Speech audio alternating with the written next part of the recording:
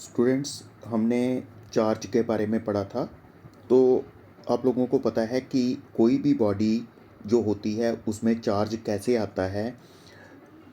या तो negative charge आता है या पॉजिटिव चार्ज आता है। वो किस तरह से, अगर किसी बॉडी में से इलेक्ट्रॉन रिमूव हो जाते हैं तो वो बॉडी पॉजिटिवली चार्ज हो जाती है, क्योंकि उसमें इलेक्ट्रॉन्स की डेफिशिएंसी हो जाती है।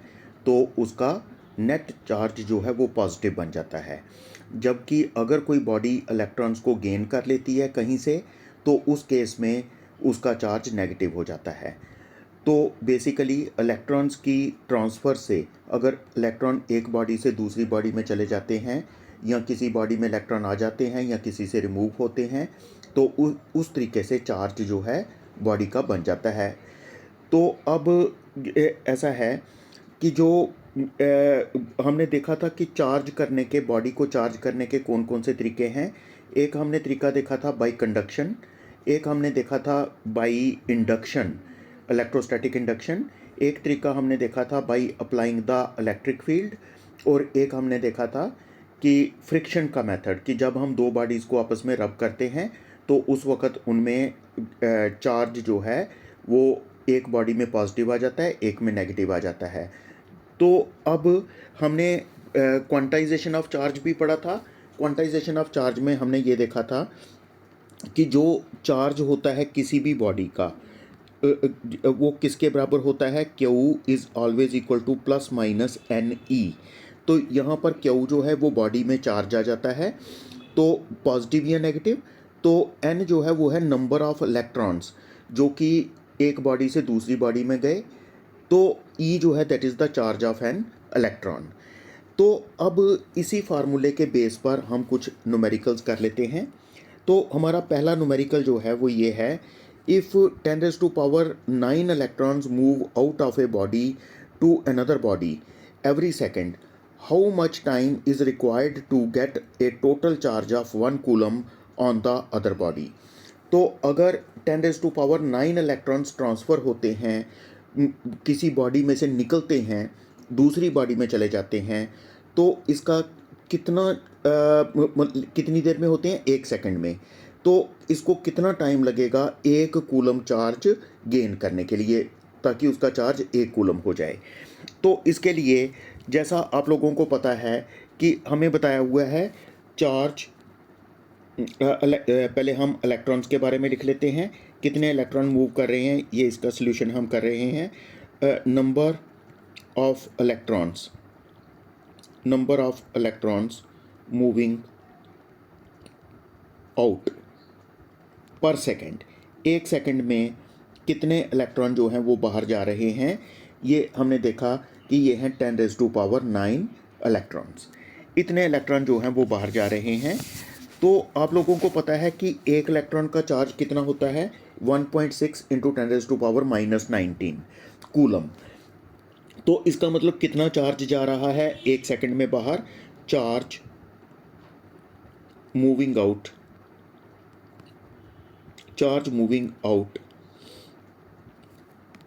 इन 1 second, charge moving out in 1 second.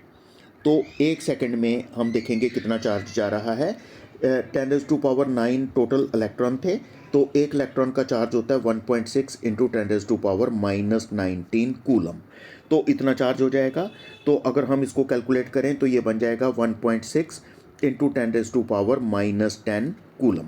इतना चार्ज जाएगा 1 सेकंड में बाहर। तो अगर हम देखेंगे कि 1 कूलम चार्ज के लिए कितना टाइम लगेगा, क्योंकि इतने चार्ज के लिए लगता है 1 सेकंड, तो हम जानना चाहते हैं 1 कूलम के लिए कितना टाइम लगेगा। तो ये देख लेते हैं, time taken to acquire 1 coulomb charge. तो 1 कूलम चार्ज एक्वायर करने के लिए कितना टाइम लग जाएगा, that is equal to 1 coulomb divided by 1 second में कितना चार्ज जाता है, 1.6 into 10⁻⁻10।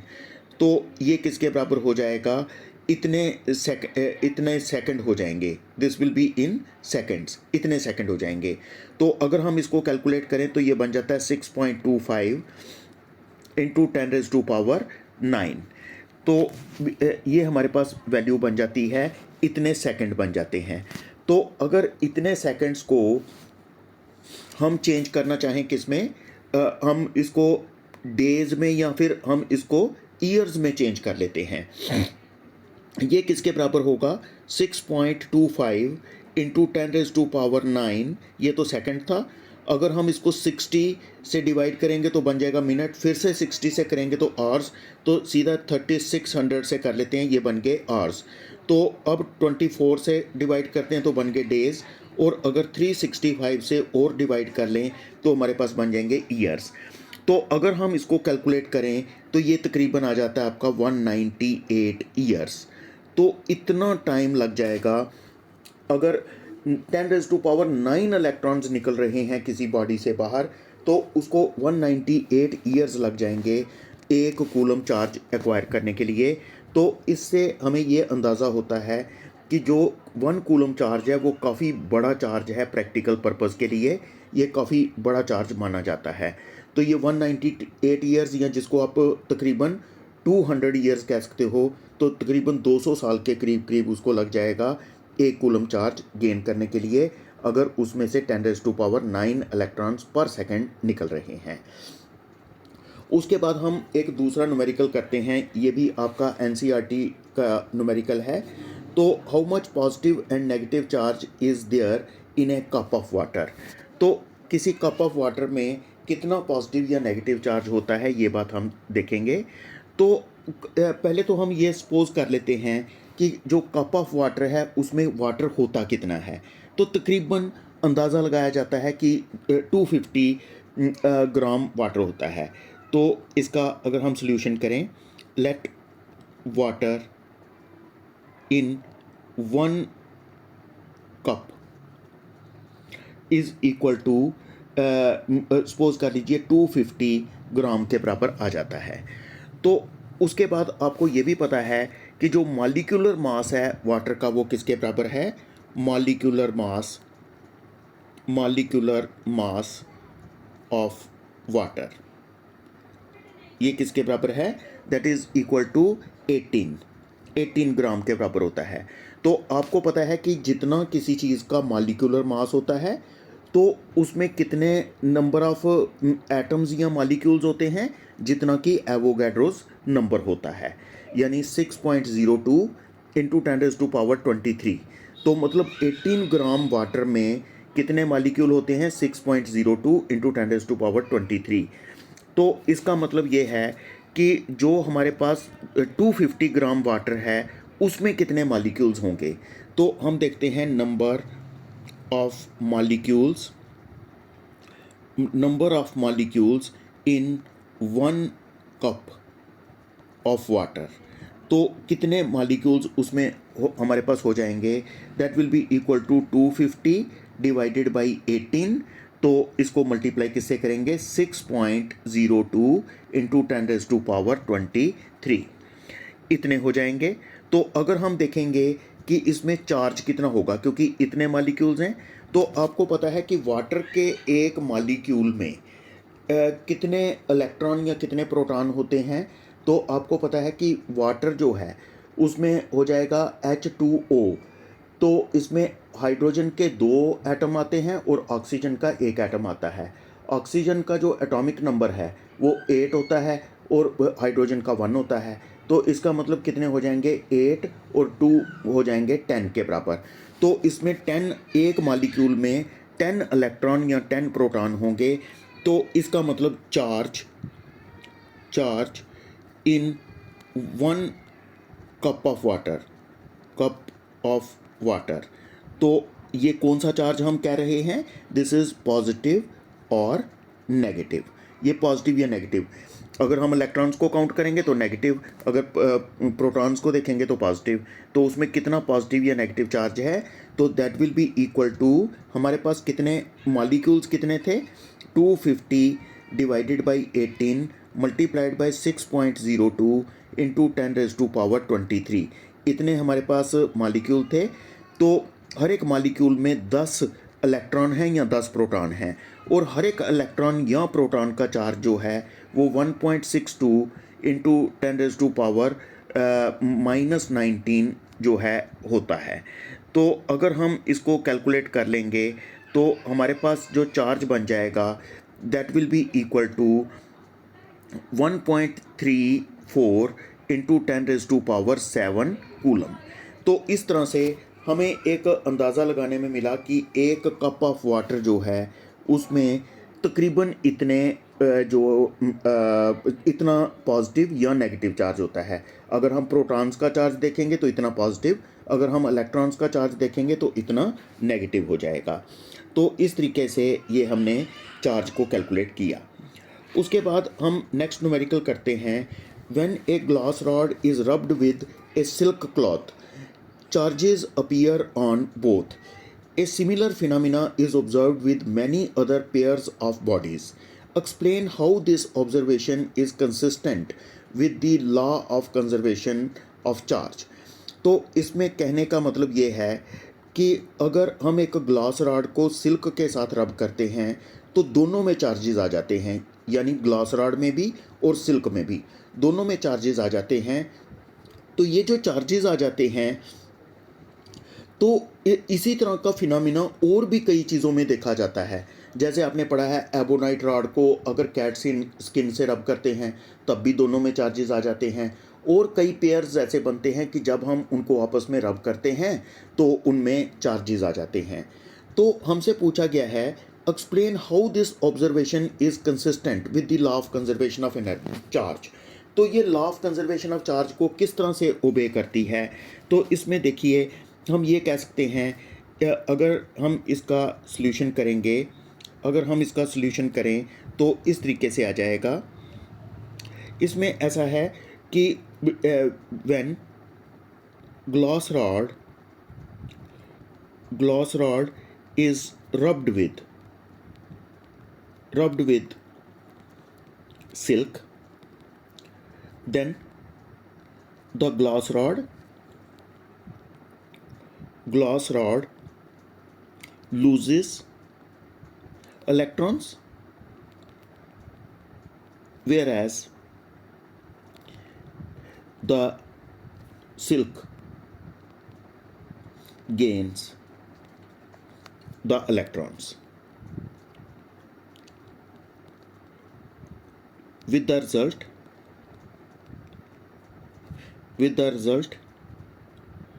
glass rod becomes positively charged,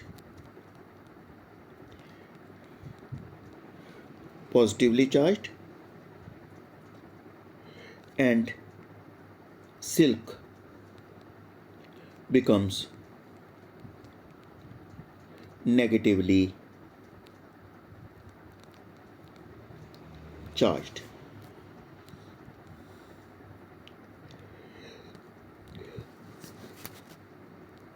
Actually, it is the transfer of electrons from one body to another, but the total charge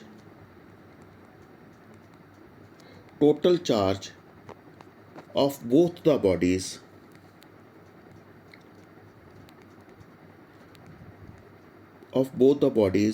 before and after rubbing remains the same. So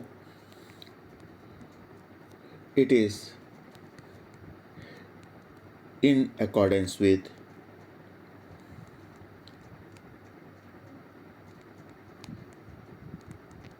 the conservation of charge.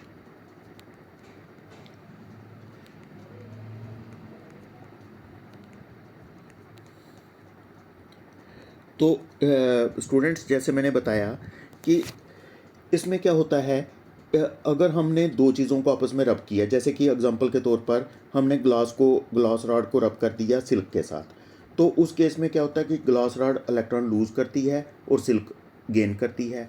शुरू में जब हमने इनको आपस में रब नहीं किया था तो क्या हुआ था कि हमें दोनों चीज़ें न्यूट्रल नज़र आ रही थी। हमें पता चल रहा था कि ग्लास रॉड भी न्यूट्रल है और सिल्क भी न्यूट्रल है, दोनों का कोई चार्ज नहीं। लेकिन जब हमने उनको आपस में रब किया तो हमें ऐसा लगा कि ग्लास रॉड पॉजिटिव हो गई और सिल्क नेगेटिव हो गई। हमें लगा कि हमने चार्ज क्रिएट कर दिया है। तो बेसिकली अगर आप देखोगे कि इसमें कोई भी चार्ज जो है क्रिएट नहीं हुआ है, ये सिर्फ इलेक्ट्रॉन्स की ट्रांसफ़र हुई है। चार्ज ट्रांसफ़र हुआ है एक बॉडी से दूसरी बॉडी में। अगर शुरू में देखेंगे, दोनों बॉडीज़ में मिलाकर जितने टोटल इलेक्ट्रॉन थे, जब तक हमने रब नहीं किया था, जितने टोटल इलेक्ट्रॉन दोनों बॉडीज़ में पहले थे, तो उतने ही इलेक्ट्रॉन बाद में भी रहते हैं जब हम उनको रब कर देते हैं। सिर्फ एक बॉडी से इलेक्ट्रॉन निकले और दूसरी में चले गए। तो इसका मतलब ये जो रबिंग वाली प्रोसेस होती है कि जब फ्रिक्शन हम करते हैं दो बॉडीज़ के बीच में, अलग अलग पेयर्स ऑफ बॉडीज़ के बीच में, तो एक बॉडी इलेक्ट्रॉन गेन करती है, एक लूज़ करती है, लेकिन जो चार्ज होता है वो कंजर्व रहता है, चार्ज में कोई चेंज नहीं आती। तो ये law of conservation of charge के साथ ओबे करती है, ये कंजर्वेशन ऑफ चार्ज को ओबे करती है। तो उसके बाद एक क्वेश्चन है, ये भी हमारा एनसीईआरटी क्वेश्चन है। तो a polythene piece rubbed with wool is found to have negative charge of 3 × 10⁻⁻7 coulomb. तो एक पॉलीथीन पीस जो है, तो उसको रब किया जाता है वूल के साथ, तो उसमें नेगेटिव चार्ज आ जाता है कितना, 3 × 10⁻⁻7 coulomb. Estimate the number of electrons transferred from which to which. तो आपने पहले तो ये अंदाज़ा लगाना है कि कितने इलेक्ट्रॉन जो हैं वो जाते हैं कौन सी बॉडी से किस बॉडी में। और दूसरी बात, is there transfer of mass from wool to polythene. तो क्या कुछ मास जो है वो ट्रांसफ़र होता है वूल से किस में, पॉलीथीन में। तो ये बात हमने बतानी है। तो इसका अगर हम सोल्यूशन करेंगे तो ऐसा होगा, पहले तो जो चार्ज है, चार्ज किसके बराबर आ जाएगा, जो चार्ज है, जितना चार्ज आ गया किस में, पॉलीथीन में, तो charge on polythene, charge on polythene -3 × 10⁻⁻7 coulomb. Minus क्यों लिख रहा हूँ मैं, क्योंकि नेगेटिव चार्ज लिख रखा है कि पॉलीथीन में नेगेटिव चार्ज आ जाता है। तो नेगेटिव किस लिए आया, क्योंकि इसने इलेक्ट्रॉन गेन किए। तो अब ये हम ए पार्ट कर रहे हैं, पहले हम इसका ए पार्ट कर रहे हैं। तो this is your A part. तो charge on polythene is equal to this much. लेकिन चार्ज जो होता है एक इलेक्ट्रॉन का, charge of an electron, electron का चार्ज जो है वो किसके बराबर होता है, that is equal to 1.6 × 10⁻⁻19 coulomb. तो ये भी नेगेटिव होता है। तो हमने क्वांटाइजेशन ऑफ चार्ज में पढ़ा हुआ है Q is equal to NE plus minus NE। जो इलेक्ट्रॉन लूज़ करेगा तो वो प्लस, उसमें पॉजिटिव चार्ज, और जो गेन करेगा वो नेगेटिव। तो Q is equal to NE। तो इसमें N किसके बराबर हो जाएगा, that is equal to Q/E। तो Q हमें पता है किसके बराबर है, -3 × 10⁻⁻7। तो एक इलेक्ट्रॉन का चार्ज किसके बराबर है, -1.6 × 10⁻⁻19। तो जब हम इसको कैलकुलेट करते हैं हमारे पास बन जाएगा 1.87 × 10⁻12। इतने हमारे पास आ जाएगा। इतने इलेक्ट्रॉन जो हैं वो जाएंगे किस में से किस में जाएंगे। तो पहली बात ये बतानी है कि इलेक्ट्रॉन किस से किस में जाएंगे। नेगेटिव चार्ज किसका हुआ था, पॉलीथीन का। तो नेचुरली पॉलीथीन में इलेक्ट्रॉन आए तो निकले किस में से, वूल से। तो हम कहेंगे 1.87 × 10⁻12 electrons are transferred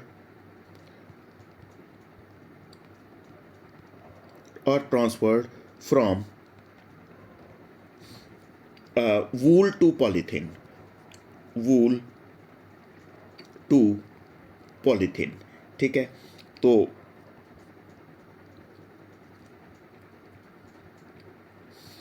ये हमें पता चल गया, क्योंकि हमसे पूछा हुआ था फ्रॉम विच टू विच, कहाँ से कहाँ जाएंगे इलेक्ट्रॉन, तो हमें पता चल गया कि electron will go from wool to polythene. और इसका बी पार्ट जो है, इसमें ये पूछा हुआ है is there a transfer of mass from wool to polythene. तो यस, जब इलेक्ट्रॉन ट्रांसफर हुए तो इलेक्ट्रॉन का कुछ मास होता है, तो कितना हम हमारा आंसर पहले तो आएगा यस, कि हाँ कुछ इलेक्ट्रॉन कुछ मास ट्रांसफ़र होगा। अब कितना मास ट्रांसफ़र होगा, mass will be equal to mass of an electron, तो मल्टीप्लाइड बाय जितने इलेक्ट्रॉन ट्रांसफ़र हुए। तो कितना मास ट्रांसफ़र होगा, एक इलेक्ट्रॉन का मास जो होता है वो होता है 9.1 इंटू 10⁻⁻31 किलोग्राम। तो लेकिन कितने इलेक्ट्रॉन ट्रांसफ़र हुए, अभी हमने देखा था जो इलेक्ट्रॉन ट्रांसफ़र हुए वो हुए 1.87 इंटू 10⁻12, इतने इलेक्ट्रॉन ट्रांसफ़र हुए। तो इतने किलोग्राम हमारे पास क्या आ जाएगा, मास आ जाएगा। तो अगर हम इसको कैलकुलेट करते हैं तो हमारे पास इसकी वैल्यू जो बन जाती है that will be equal to 1.68 into 10⁻⁻18 इतने किलोग्राम जो मास है वो ट्रांसफ़र हो जाता है एक मतलब कहाँ से कहाँ, ये ट्रांसफ़र हो जाता है फ्रॉम वूल टू पॉलीथीन। तो लेकिन ये मास बिल्कुल नेग्लिजिबल मास है, क्योंकि आप लोगों को पता है कि जो इलेक्ट्रॉन का मास है वो बहुत ही कम होता है। तो इस वजह से ये मास जो है, क्योंकि 10⁻⁻18 आ रहा है, that means very very small, तो बिल्कुल कम मास जो है वो ट्रांसफ़र होगा फ्रॉम वूल टू पॉलीथीन। लेकिन हमारा आंसर आएगा यस, कि ट्रांसफ़र तो होता है, बेशक कम मास ट्रांसफ़र हुआ है तो लेकिन मास जो है वो तो ट्रांसफ़र होगा। तो इसके बेस पर कुछ और न्यूमेरिकल हम नेक्स्ट टाइम करेंगे। आज यहाँ तक।